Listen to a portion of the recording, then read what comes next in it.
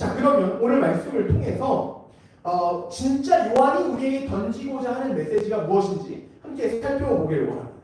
오늘 본문은 베드로의 실패에서 시작됩니다. 예수님이 로마 군대에게 붙잡히시던 그날 밤에 베드로가 뭐 합니까? 예수님을 모른다고 몇 번 부인해요? 3번이나 부인합니다. 그 쓰라린 실패를 안고요, 베드로는 고기를 잡고 있었습니다. 근데 밤새도록 잡았는데 한 마리도 못 잡은 거예요. 한때는 예수님을 위해 목숨을 바치겠다고 가장 선두에 섰어요. 그래서 막 예수님이 체포되려고 할 때 겟세마네 동산에서 칼을 꺼내서 예수님을 체포하려는 말고의 귀를 베기도 하고요. 막 이런 열심을 가지고 있던, 예수님을 위해서 목숨을 바치겠습니다. 예수님 죽긴 왜 죽습니까? 이렇게 외치던 이 열심히 있던 제자가 아무것도 못하고 텅 빈 그물을 바라보는 초라한 신세가 된 거예요. 우리도 왜 그럴 때 있잖아요. 여기서 진짜 오늘 2시간이 막 걸려서 오시고 시험 기간인데도 오신 우리 대학생들이고 피곤한 몸을 이끌고 올 수 없는 형편에 또 우리 선배자는 아픈 몸을 이끌고 오시고 이런 상황 가운데 와서 여기서 진짜 열심히 예배 드리고 막 불타가지고 가는데 오늘 저녁에 당장 무너질 때 있잖아요. 허무함. 나 뭐지? 어제 예배를 안 드리고 쉬는 게 맞았나? 이런 생각이에요. 공부하는 게 맞았나? 이런 막 깊은 회의감 가운데 베드로가 텅 빈 그물을 바라보고 있을 때 주님이 나타나십니다. 그래서 베드로의 회복을 위하여 이야기를 던지십니다. 예수님과 베드로의 거리는 고고학자들에 의하면 약 90m 정도였을 것으로 이야기합니다. 100야드 정도. 90m. 그리고 새벽이니까 아마 형태가 잘 보이지 않았을 거예요. 제자들과 베드로는 예수님이 저 사람이 예수님인지 알아보지 못했습니다. 근데 저기서 외치는 거예요. 얘들아, 고기 좀 잡았냐? 주님이 외치시는 거죠. 이 제자들이 못 잡았다고 이야기하니까 예수님이 이렇게 말씀하십니다. 그물을 배 오른편에 한번 던져봐. 그러면 많이 잡는다. 이 제자들이, 이 어부들이 반신반의한 끝에 그냥 한번 믿음으로 던져봅니다. 근데 어떻게 돼요? 그물을 들 수 없을 정도로 그물이 찢어질 정도로 많은 고기를 잡은 거예요. 그때 요한이 이렇게 말해요. 주님이시다. 그리고 베드로는 겉옷을 입고 예의를 갖추고 바다로 뛰어들어 주님께 달려갑니다. 뭘까요? 왜 주님이 베드로에게, 실패한 베드로에게, 텅 빈 그물을 안고 있는 베드로에게 왜 이런 방식으로 나타나셨습니까? 여러분, 이 장면을 보면 어떤 장면이 떠올라요? 베드로가 처음 주님을 만났을 때가 떠오릅니다. 누가복음 한번 볼까요? 5장 4절에서 6절입니다. 예수님이 말씀을 마치시고 시몬 베드로에게 이렇게 말씀하세요. 깊은 데로 가서 그물을 내려 고기를 잡아라. 시몬이 대답하여 이르되 선생님, 우리들이 밤이 새도록 수고하여 잡았지만 잡은 것이 없습니다. 그러나 말씀에 의지하여 내가 그물을 내리겠습니다 하고 6절, 그렇게 하니 고기를 잡은 것이 실이 많아 그물이 찢어졌다라고 이야기합니다. 그리고 주님이 뭐라고 이야기하세요? 이제 너는 나를 따르라. 사람을 낚는 어부가 되리라. 그 길로 베드로는 그물과 배를 던져주고 주님을 따릅니다. 이 기억, 처음 부르셨던 그때의 기억들을 주님이 다시 재현하시는 거예요. 그리고 베드로는 그렇게 주님 앞에 섭니다. 육지에서 주님을 만나요. 그런데 주님이 뭘 하고 계시냐면 실패한 베드로에게 숯불을 피워놓고 생선과 떡을 굽고 계시는 거예요. 당시에 이 팔레스타인 지역에서 숯불에 떡과 물고기를 구워 먹는 건 아주 평범한 아침 식사였습니다. 그러니까 엄마가 계란 후라이에 김 싸주는 느낌, 이런 식사였습니다. 그때 이 장면이 베드로에게는 매우 충격적이고 특별했던 장면이었습니다.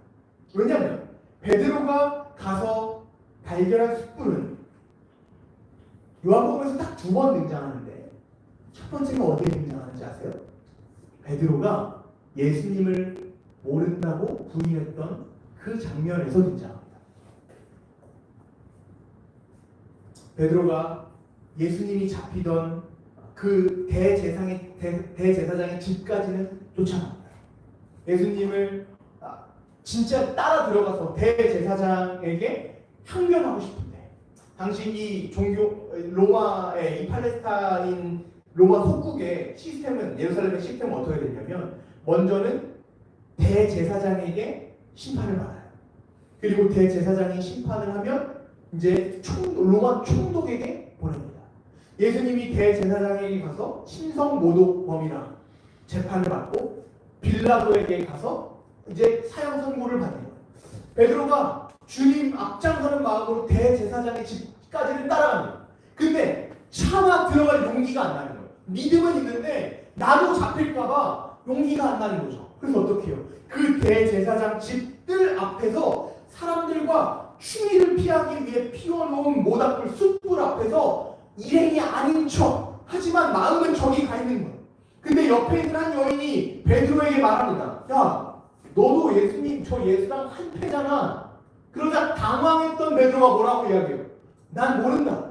3번이나 저주를 하면서까지 예수님을 부인한다. 아마 베드로는 예수님을 만난 이 숯불을 바라보면서 그 숯불 앞에서 부인했던 장면이 떠올랐을 거예요. 트라우마겠죠. 너무 씻을 수 없는 상처였을 것입니다. 특별히 요한은 이 숯불이라는 단어를 2번이나 의도적으로 요한복음에서 사용합니다. 여러분 어떠실 것 같아요? 인생에 여러분이 쓰디쓴 실패를 경험했던 그때, 예수님을 모른다고 부인했던 그때의 기억을 주님 오늘 다시 여러분에게 선명하게 재현하신다면 어떠시겠습니까? 놀랍죠? 도망가고 싶겠죠? 얼굴이 붉어질 겁니다. 근데 그럴 줄 알았던 베드로를 위해 주님이 뭘 하고 계시냐면 그 숯불 위에 뭐가 있어요? 생선과 떡이 있습니다. 숯불을 보고 힘겨워할 숯불, 다시 말하면 베드로의 실패, 그 실패를 마주할 용기가 없을 것을 알고 그 위에 떡과 생선을 굽고 계십니다. 베드로는 또 한 번, 3번째 장면이 연출됐을 거예요. 오병이어. 아무것도 잡지 못했고 내가 할 수 있는 건 주님을 부인하고 떠나고 도망치는 것밖에 할 수 없는 실패한 내 인생. 그러나 주님이 떡과 물고기를 굽고 계시네요. 오병이어로 수많은 사람들을 먹이셨던 그 주님이 이제는 내 삶을 채우시네. 그리고 4번째 장면이 떠오르겠죠. 주님이 마지막에 자신의 몸을 주셨던 그 만찬. 함께 고기를 먹으며 함께 이 아침 조반을 먹으며 베드로는 주님을 온몸으로 받아주셨을 것입니다. 그렇게 회복의 길에 들어선 베드로, 이제 주님을 위해 사는 길밖에 남지 않았어요. 비전의 사람이 되어야 합니다. 그런데 오늘 예수님은 베드로를 회복시키기 위한 너무너무 중요한 한 가지 질문을 던지십니다. 우리 오늘 본문 읽은 15절을 한 번 더 같이 읽어보겠습니다. 시작. 그들이 조반 먹은 후에 예수께서 시몬 베드로에게 이르시되 요한의 아들 시몬아, 내가 이 사람들보다 나를 더 사랑하느냐? 이르되 주님 그러하나이다. 내가 주님을 사랑하는 줄 주님께서 아시나이다. 이르시되 내 어린 양을 먹으라. 예수님이 본격적인 회복으로, 본격적인 비전의 사람으로 부르시려고 하는데 던진 첫 번째 질문이 무엇입니까? 요한의 아들 시몬아, 네가 이 사람들보다 날 더 사랑하냐? 뭐라고 물어봤어요? 네가 이 사람들보다 나를 더 사랑하냐? 예수님이 베드로를 비전의 사람으로 세우시기 위해 가장 중요하게 여긴 질문이 뭐였어요? 사랑하냐? 너에게 사랑이 있냐?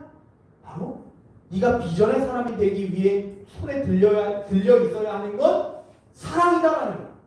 사랑이다. 도무지 이해가 되지 않습니다. 우리 현실을 바라보면, 현대 사회를 바라보면 이제 우리는 세상으로 나아가야 되는데, 직장에서, 학교에서 변화의 주인공이 돼야 되는데, 사람들의 필요를 당장 채우면서 주님 비전을 우리의 삶의 영역에 펼쳐내야 되는데 이해가 되지 않죠. 주님 우리 손에 오늘 뭘 쥐어서 보내세요. 네가 날 사랑하냐? 너에게 사랑이 있냐? 이해가 되지 않습니다.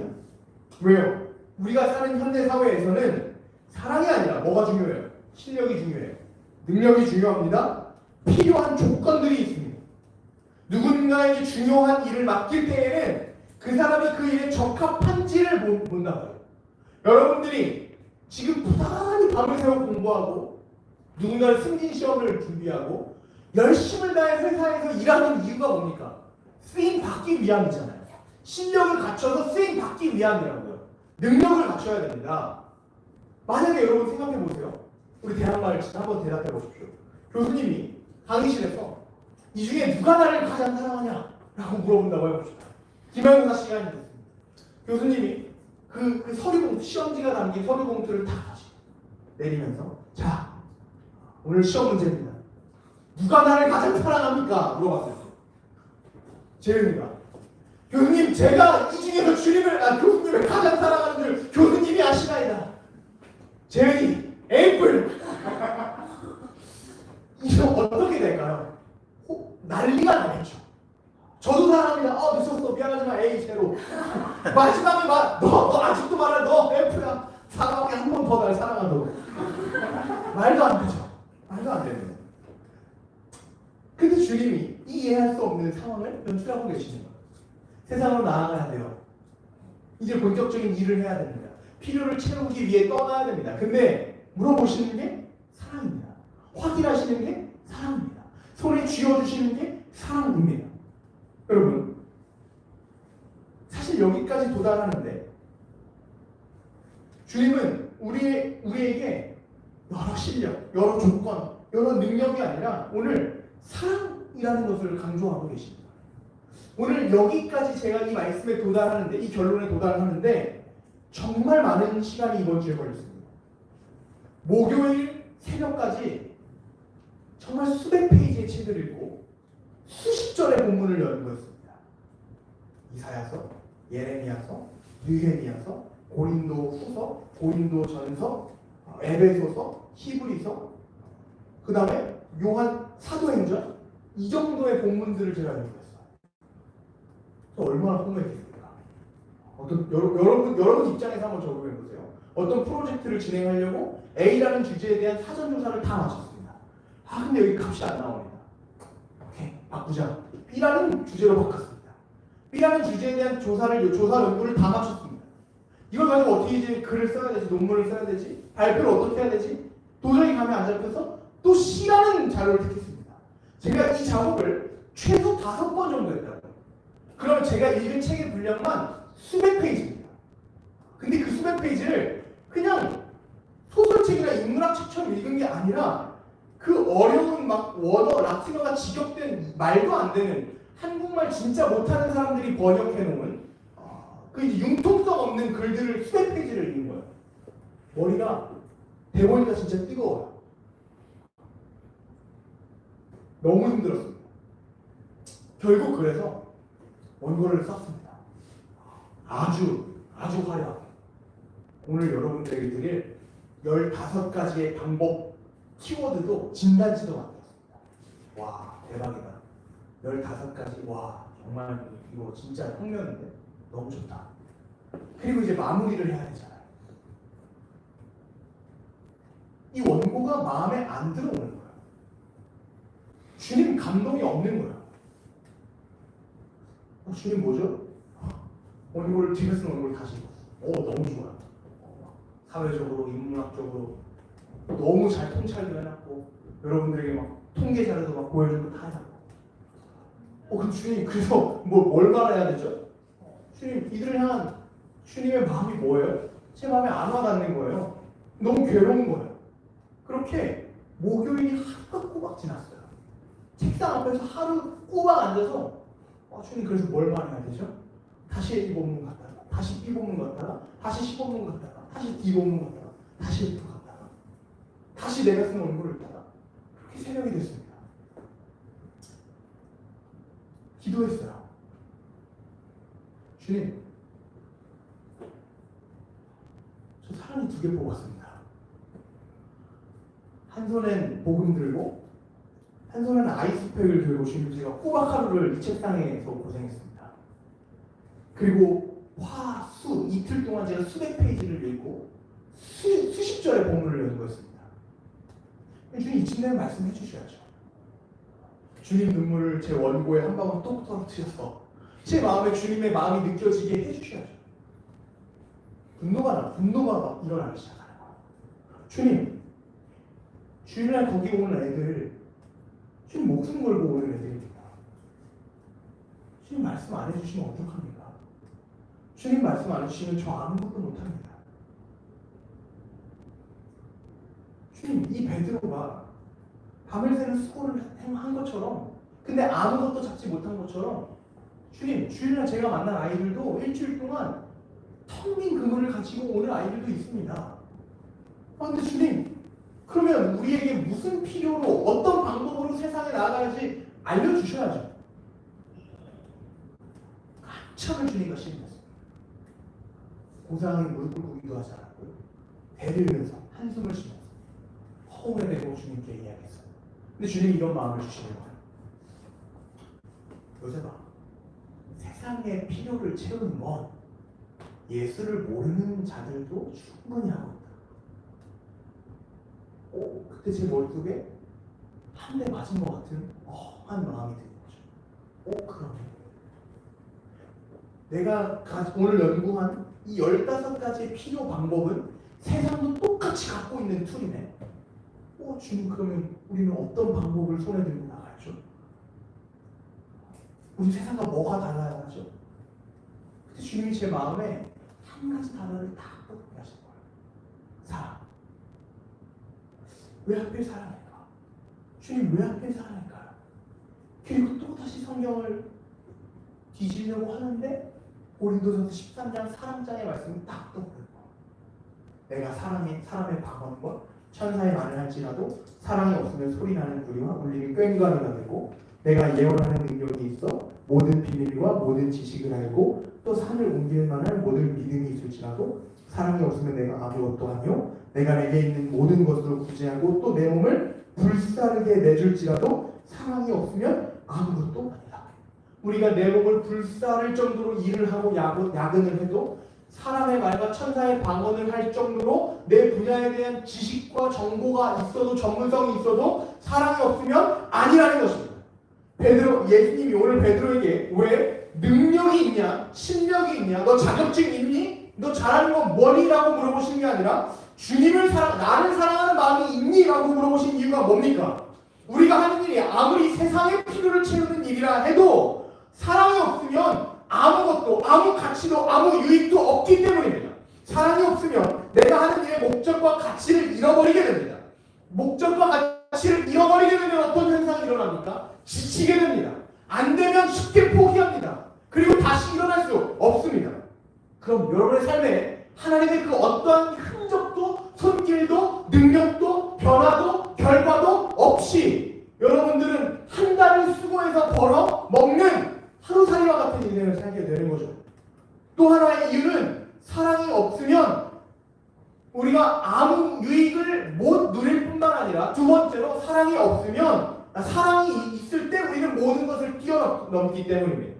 고린도전서 13장 이어지는 4절 보십시오. 사랑은 오래 참고, 사랑은 온유하며, 시기하지 아니하며, 자랑하지 아니하며, 교만하지 아니하며, 무례히 행하지 아니하며, 자기의 유익을 구하지 아니하며, 성내지 아니하며, 악한 것을 생각하지 아니하며, 불의를 기뻐하지 아니하며, 진리와 함께 기뻐하고, 7절 모든 것을 참으며, 모든 것을 믿으며, 모든 것을 바라며, 모든 것을 견딘다. 사랑이 있으면 우리는 그 어떤 어려움과 한계와 불이함도 뛰어넘을 수 있다라고 이야기하는 것입니다. 오늘 베드로를 보십시오. 예수님을 부인하고 텅 빈 그물을 안고 실패와 절망 가운데 주저앉아 있을 때 주님이 물어보시는 건 단 하나였습니다. 네가 날 사랑하냐? 예, 주님 사랑합니다. 근데 사랑이 왜 필요하죠? 사랑이 있어야 너의 실패가 덮어지기 때문이다. 사랑이 있어야 너의 텅 빈 그물이 채워지기 때문이다 라고 이야기하는 거죠. 한 찬양의 가사처럼 상하는 갈대 꺾지 않으시고 꺼져가는 등불 끄지 않으시며, 생명도 천사도 하늘의 어떤 권세도 우리를 굴복시킬 수 없는 것이 주님의 사랑이에요. 그래서 그 주님을 사랑하면 주님도 우리를 사랑하시고, 그 주님이 우리를 사랑하면 그 사랑이 우리를 붙들고 지키는 거죠. 저는 아내와 2년 동안 여러분 잘 아시는 것처럼 장거리 연애를 했습니다. 저는 인천에 있었고 아내는 전라도 광주에서 학교를 다니고 있었습니다. 그마저도 주말에는 각자 교회를 섬기느라 만날 수 있는 시간은 주일 저녁.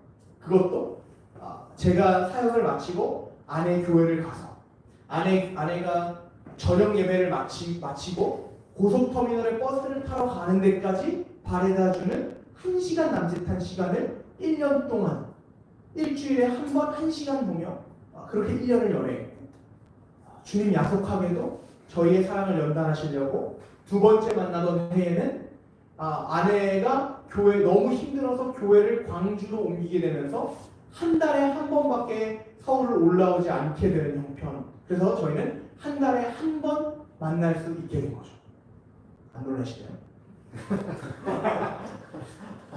근데 그 두 번째 연애하는 1년의 기간은 결혼을 준비하는 기간이었고, 만남의 대부분의 데이트는 박람회와 뭐 이런 데, 결혼식장에서 상담을 하고 데이트를 3시에 하는 거예요. 웨딩홀 실장님과 사진 작가와 뭐 이렇게 4시 할 때도 있고 5시. 재밌는 거? 그렇게 식장을 예약하고 지금 우리가 이제 카페 쿠폰처럼 12번만 더 만나면 결혼을 하네? 이렇게 되는 거죠. 이것도 안 놀라시네요. 1년에 몇 번을 만나야 놀라시는 거죠. 근데 단 한 번도 힘들지 않았습니다. 한 달에 한 번밖에 만날 수 없으니까 남자들 어떻게 해야 돼요? 우리가 가야죠. 근데 사역자에게 휴일은 월요일 하루입니다. 월요일 하루. 정말 피곤한데 왕복 8시간 600km를 달려갔습니다. 근데 단 한 번도 그 거리가 멀다고 생각해 본 적이 없습니다. 왜요? 사랑하니까요. 하면 되니까요. 잠을 줄이고 좀 고생하면 되니까요. 그리고 그렇게 1년을 만나 행복한 시간이 펼쳐질 것을 기대했던 저희 부부는 작년 1년 신혼을 때 광주에서 인천을 오가며 또 한 번 하나님이 저의 사랑을 연단시키셨습니다. 근데 단 한 번도 힘들지 않았습니다. 아내는 어떨지 모르지만 저는 단 한 번도 힘들지 않았습니다. 매주 소풍을 떠나는 기분이었습니다. 비가 오나 눈이 오나 더위가 찾아와도 힘들지 않았습니다. 왜요? 주님을 사랑했고요. 그 주님이 피 흘려 세우신 이 교회를 사랑했고요. 주님이 죽기까지 사랑하신 여러분들을 사랑했기 때문에 오글거리지만 사랑하지 않았으면 저는 올라올 수 없었습니다. 사랑하는 여러분, 하나님의 일, 비전은 합리성과 효율을 따지면 감당할 수 없습니다. 왜냐하면 숫자를 바라보는 순간, 합리적인 것을 따지는 순간 우리는 당장 눈앞에 펼쳐진 이익에만 집중하기 때문입니다. 하은 금주 부부의 이야기들, 죄송해요, 미리 허락을 받지 않았는데요. 11조에 관한 이야기들, 저희 신혼가정에서 이런 이야기들을 나눠요. 둘의 수입이 합쳐지니까 11조가 배로 늘어나는 거예요. 엄청나게 큰 금액. 근데 이 11조를 묵상해서 드리면 못 내겠는 거죠. 주님, 내가 11조를 드립니다. 이 금액을 드립니다. 받아주옵소서 하면 못 드리는 거예요. 왜요? 숫자가 보이면 아깝거든요. 그래서 이건 그냥 없는 셈 치고 그냥 드려야 하는 것으로 드리는 거죠. 왜요? 주님 사랑하니까요. 때로는 우리가 가는 이 길에 길이 보이지 않을 때도 있습니다. 아마 대부분 길이 보이지 않을 겁니다. 방법이 보이지 않을 겁니다. 그런데 산을 오를 때 산 아래에서 산 정상으로 올라가는 길이 보입니까? 보이지 않아요. 언제 보입니까? 산을 올라가다 보면 길이 보입니다. 이와 같이 주님 사랑하는 마음으로 오늘을 인내하며 효율과 숫자를 따지기보다 사랑의 대상들을 바라볼 때 주님이 우리의 눈앞에 길을 보여주신다라는 것입니다. 주님은 숫자를 넘어 우리를 부르십니다. 우리의 실패를 넘어 우리를 일으키시고 텅 빈 그물을 넘어 우리를 채우십니다. 그 주님이 우리를 먼저 사랑하셨고 그 주님을 사랑할 때 우리는 주님의 놀라운 일을 감당하는 비전너리가 된다는 것입니다. 아멘. 그래서 비전너리가 되는 방법은 사랑밖에 없습니다. 아멘. 제가 이 사실을 그날 새벽에 깨닫고 그 수많은 원고와 오늘 여러분들에게 드리기로 되어 있었던 15가지의 툴을 그 자리에서 삭제했습니다. 백업 안 해놨어요. 그 자리에서 지웠습니다. 제 마음에 깊은 감동이 막 밀려오기 시작하는 거예요. 주님이 베드로와 같은 나, 주님을 믿고 사랑한다고 하는데 여전히 뜰 앞에 앉아서 주님을 믿지 못하고 자료들을 막 신뢰했던 나를 부르시는 것 같은 거예요. 요셉아, 네가 날 진짜 사랑하니? 하루 종일 요셉아, 네가 날 진짜 사랑하니? 아, 주님 사랑하죠. 그러니까 제가 지금 이 본문을 이 수고를 하고 있지 않습니까? 그래서 당장 내일 뭐라고 말해야 되는데? 요셉아, 네가 날 진짜 사랑한다니까요. 근데 주님이 그걸 지우게 하심으로 제 마음에 역시 말씀을 전하는 길은 사랑밖에 없구나. 제가 하는 일은 여러분들을 만나고 여러분들의 필요를 채우는 일이잖아요. 제가 들고 있었던 일주일간의 방법은 책과 자료와 논문이었어요. 근데 주님이 그걸 내려놓게 하시고 사랑을 들고 오게 하시는 거죠. 그럼 오늘 여러분들에게 주어진 것은 무엇이? 여러분이 의지했던 여러분의 스펙과 여러분의 실력과 여러분의 숫자를 내려놓고 주님을 사랑하기로 작정하고 그 사랑 가지고 돌아가야 한다는 것입니다. 우리가 읽은 이 고린도전서 13장, 사실 요 바로 앞에는요, 제가 이 주님 사랑을 고백하고 나니까 주님이 못 보게 하시던 걸 보여주신 거예요. 12장도 제가 연구했었거든요. 12장에 무슨 이야기가 나오는지 아세요? 은사에 대한 이야기가 나와요. 사람들의 필요를 채우는 방법이죠. 어떤 사람은 섬기는 일로, 어떤 사람은 가르치는 일로. 와우! 이 본문을 연구했는데 이미 수요일날 연구했었는데 이 13장에 들어오지 않았거든요. 왜 바울은 이 고린도 전서를 기록하면서 12장의 은사를 기록하고 13장의 사랑을 기록했을까? 12장의 은사, 아무리 여러분들이 뛰어난 방법과 재능과 실력이 있어도 13장 사랑이 없으면 아무것도 안 된다는 거예요. 12장의 은사는 뭐로 완성됩니까? 13장의 사랑으로 완성된다는 것입니다.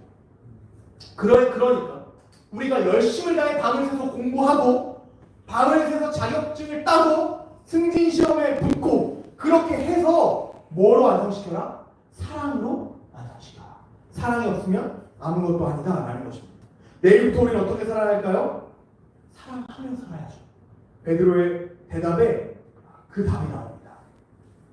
15절을 다시 봅시다. 그들이 조각 먹은 후에 예수께서 시몬 베드로에게 이르시되 요한의 아들 시몬아 네가 이 사람들보다 나를 더 사랑하냐 하시니 이르되 주님 뭐래요? 그렇습니다. 주님 그렇습니다. 여러분 근데 이 베드로의 대답이 어떻게 느껴지세요? 저는 매우 뻔뻔하다고 느껴졌습니다. 양심도 없다. 왜냐하면 그때 삐딱했습니다. 주님이 그 새벽에 음성을 주시기, 그 마음에 깨달음을 주시기 전까지 삐딱했어요. 야, 어떻게 이 사람, 이 제자들 중에 가장 주님을 사랑한다고 이야기하냐? 여기는 주님이 가장 사랑하시던 애제자 요한도 있었고 야고보도 있었고 베드로는 예수님 부인했으면 그냥 가만히라도 있지 어떻게 이렇게 대답하냐? 이런 마음이 삐딱한 마음이 있었어요. 근데 보십시오. 함정이 하나 있습니다. 이 질문 누가 먼저 시작하신 거예요? 예수님이요. 누가 먼저 찾아오신 거예요? 예수님이요. 예수님이 먼저 네가 이 사람들보다 나를 더 사랑하냐고 물어보셨어요. 어떤 대답을 유도하고 계신 거예요? 다른 제자들과 비교해서 등수를 매기기 위해서 네가 나를 향한 사랑의 양이 얼만큼이야?를 물어보신 게 아니라 예수님이 이렇게 물어보신 거예요. 베드로야, 네가 비록 실패했어도 그래서 다른 제자들보다 나를 향한 사랑의 크기가 물리적으로 더 크지 않을지는 몰라도 누구보다 네가 나를 가장 사랑했으면 좋겠다. 네가 나를 여기서 가장 사랑하기로 갈망했으면 좋겠다. 라는 거죠. 저는 예수님이 만약 전 세계 모든 목사들 중에 요새만 네가 나를 가장 사랑하냐? 라고 물어보신다면 부끄럽지만 솔직하게 예 주님이라고 대답할 자신이 없습니다. 왜냐하면 전 아직도 욕심이 많고 제 안에 자아가 너무나 강하기 때문입니다. 그런데 주님이 네가 나를 전 세계에서 가장 사랑하는 목사가 되고 싶냐라고 물어보신다면 전 1초의 망설임도 없이 예 주님 그렇습니다 라고 대답할 겁니다. 제가 사역을 처음 시작했던 2018년 막 주님 앞에 섰던 그때에 아무것도 모르고 떨림으로 이 자리에 왔던 신학생 신분에 이 교회에서 주님께 드렸던 약속의 기도가 있습니다. 그것은 바로 주님, 제가 이 교회에서 가장 거룩한 성도가 되겠습니다라는 기도입니다. 저는 우리 교회에서 가장 성경을 많이 아는 사람이 되고 싶지 않습니다. 우리 교회에서 가장 기도를 많이 하고 가장 책을 많이 읽는 사람이 되고 싶지 않습니다. 저는 우리 교회에서 여기 있는 그 누구보다도 예수님을 사랑하는 제자가 되고 싶습니다. 비록 베드로와 같이 마음만 앞서다가 사역의 여러 방향에서 넘어지고 실패하는 연약한 목사지만, 부족한 종이지만, 그래서 때로는 여러분 앞에 서는 것이, 여러분을 마주하는 것이 너무나 부끄럽고 미안한 마음이 들지만, 그럼에도 불구하고 저는 베드로의 이 고백처럼 주님을 가장 사랑하고 싶습니다. 그런데 주님이 베드로에게 오늘 주신 사명이 무엇입니까? 내 양을 먹이라. 양을 먹이고 그들의 필요를 채우고 그들의 연약함을 돌봐주라는 비전을 허락하십니다. 그 일을 하기 위해 주님이 지금까지 확인하신 것은 단 하나, 사랑이었습니다. 오늘 주님은 우리에게 탁월한 재능이나 실력, 많은 숫자가 있냐고 묻지 않으십니다. 그저 한 가지, 네가 날 사랑하냐? 라고 물으십니다. 주님을 사랑하는 마음이면 충분합니다. 세상은 여러분이 필요합니다.